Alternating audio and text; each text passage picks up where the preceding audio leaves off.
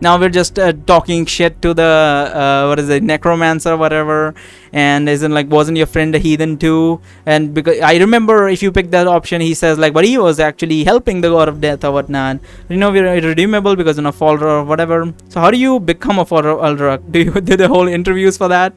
Kind of want to open that. Do not mock the almighty god Ulrak, heathen. Zack says the god of death welcomes all who would dedicate their lives to serve him without exception. Even if they are no use to him alive, they can still serve him with their deaths, and that is exactly what you all will be doing very soon. Iluna, can you move? Darren says no. Iluna says the girl pushed. Yeah, this we have already seen all this. So this is the point. I actually got stuck in the main series because I couldn't figure out what am I supposed to do to survive this, which you're supposed to take out your dagger and attack Araka, because I was like, what the fuck, what is that going to do? But it triggers Rose essentially. So take out your dagger and attack Araka. So we have already read all this because I did this exact same thing in the main playthrough. You can check that out. So amazingly, you're supposed to fight these skeletons alone at this point. Holding a defensive battle is actually bad apparently in this point. I suppose that makes sense, they are still water, but I still thought defensive battle would be better, and it did work out for me. So I kind of want to work as a team again, but no, as the guide says, fight the skeletons alone, so we're going to do exactly that.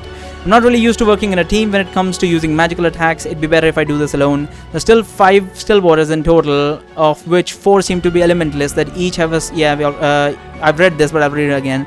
Match of a different magical element, and the 5th appears to be specialized in supporting the others by either weakening the enemy's defenses or casting protections on his allies. Given their perfect lineup, I'm going to assume that they were part of a squad during the Silwinter and that they died together during one of the missions. Yeah, Araka killed them. Which she tells us later.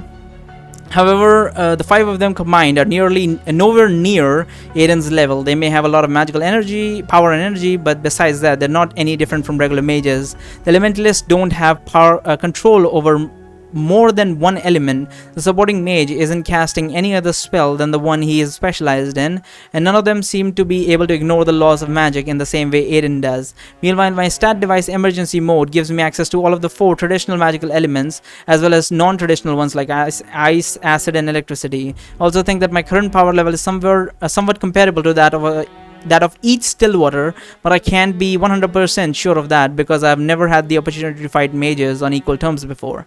The question now is, how am I planning to use all this power? If I go all out and use my strongest spell, there is a great risk that I'll end up harming some of the civilians in the city.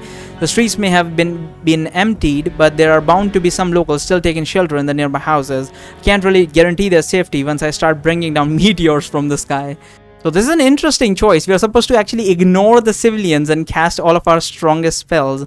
I don't know what's that going to do. Guys, I have a plan, I say, but I'll need to do this alone. Can you all stay inside Darren's barrier while I deal with the skeletons? I'll make sure to reinforce it with everything I've got. What the hell?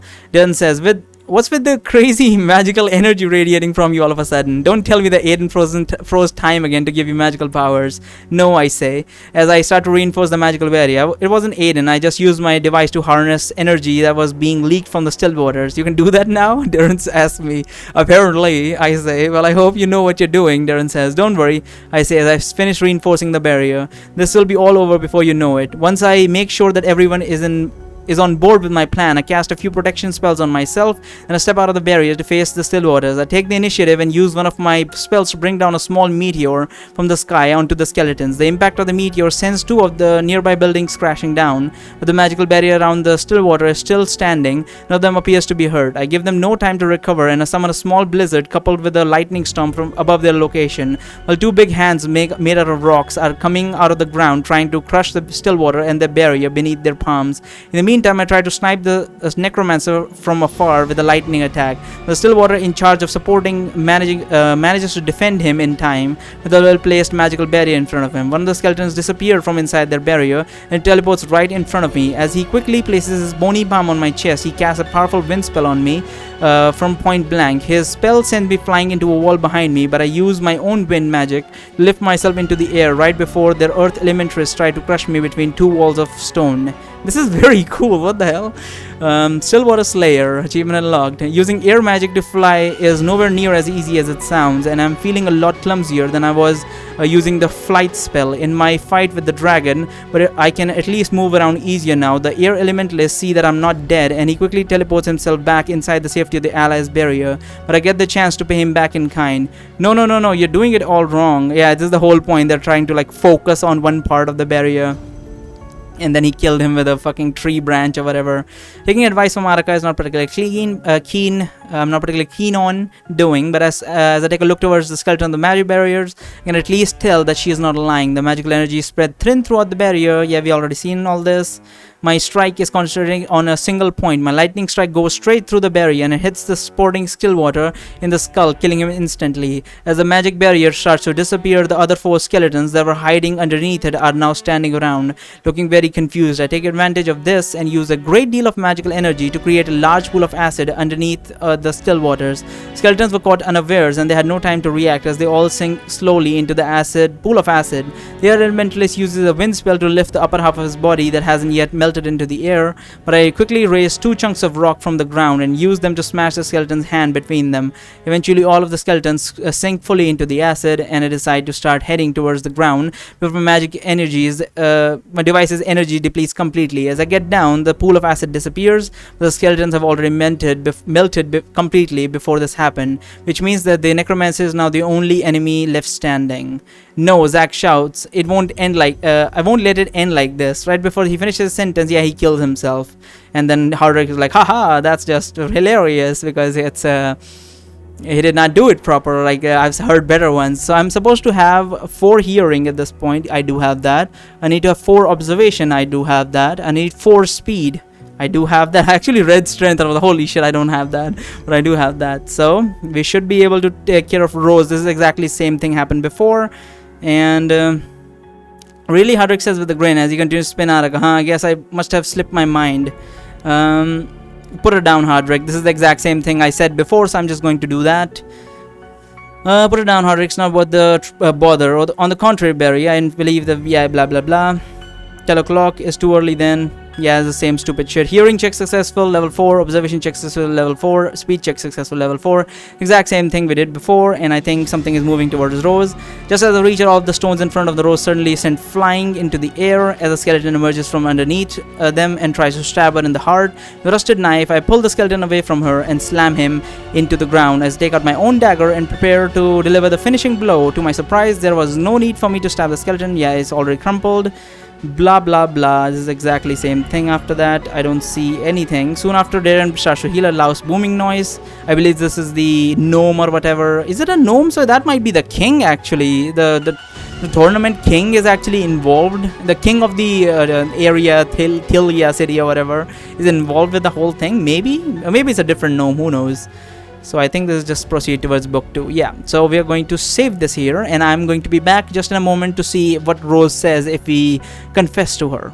So we're gonna do this. Do you still feel the same about me now? Of course, I feel that way when I talk to you. Rose's cheeks are now turned even redder than before. She doesn't even say a word for a few seconds. Then she suddenly gets a very determined look on her face. Alright, then Rose says as she gets up from the bed and goes to close and lock the bedroom door. Then comes back to place herself right in front of me. What are you? I start to say, but I don't get to finish as Rose bends over and kisses my lips softly. Then gets on top of me and slowly pushes me into the bed. As her lips remain pressed against mine. Wait, I say. You're doing this now? Why not? Rose asks me with a playful smile. Rather we do this in some ruins while fighting a bunch of ogres? Well, no, but I mean, we're still kind of in the middle of a deadly mage tournament, I say. You're not getting married, Barry, Rose says, smiling. It's just one night. As long as I drink my tea of infertility in the morning, we may as well part ways tomorrow. Nothing will have changed. Yes, but... She puts her index fingers on my lips in order to silence me. I will not hear another word from you, she says. This is my thanks to you for everything you've done for me since we first met. We are doing this and that's final, she says. You don't need to worry about anything, Barry, she says. Just close your eyes and let me take care of everything. I promise you that neither of us is going to regret this. She presses her lips against mine once more as she starts to slowly unbutton my shirt. The next 2 hours seems like they were almost a dream. Was I really still in the same place when where I've been desperately fighting for my life for almost a week. The same place where I spent my time fighting dragons, dodging traps, and stealing treasures from ogres. Actually, now that I paused to think about it, last week is starting to sound a lot more like a dream than what happened tonight. Maybe it really was a dream. I mean, seriously, dragons? Who in the right minds would ever believe a story like that? Well, these final thoughts, I put my head on the pillow. I hug Rose tightly in my arms. I close my eyes. I wake up several hours later to the sound of Darren's voice. Barry, hurry up. Okay. Look out, the sun is already risen. Everyone is waiting outside while Rose's siblings are running around. Is there anything new? Wasn't in my room when I woke up, which means that she most likely left early in order to avoid turning us into today's main headline. Was probably for the best. I don't think I could ever bear to look at Rick's smug face if he ever found out what happened last night. About that, Darren says, I approached everyone who was waiting in the yard. What took you so long? Where are we going? I ask Rose as I completely ignore Darren's question. We're going to the bag. Yeah, this is the same thing after this. Okay, so I am going to, just in case, hear me out. I'm going to, where is it? I'm confused. My brain is not working. Okay, hold on. Okay, so first slot is my first slot is my main playthrough, which I'm going to continue now. Second slot is my playthrough with what is the name again? My secondary playthrough is my ideal playthrough, which I'm going to be continuing 1817. Yeah, that was 3 minutes ago. And now the third I'm going to save here is the Smexy playthrough, and we are going to do this. I'm just going to run through and get this one to book 1 end as well. And I'll see you guys in a bit. I'm not gonna see you guys in a bit. I'm going to see you in book 2 now with my main playthrough. This is getting really confusing, but my main playthrough, save slot 1, we're going to continue now. We're going to obviously do save slot 2 with the ideal playthrough once we're finished with book 1 in my main playthrough. We might check this third one out just in case later, but that's not a confirmation. I'm not sure if we will do that. I just want to see how this ends if we do it this way, because I don't want to like cheat or something. Like, it's really confusing. Maybe the ideal playthrough was right to abandon the romantic aspect of this whole situation. So I'm gonna be see you guys later in book 2. Bye bye.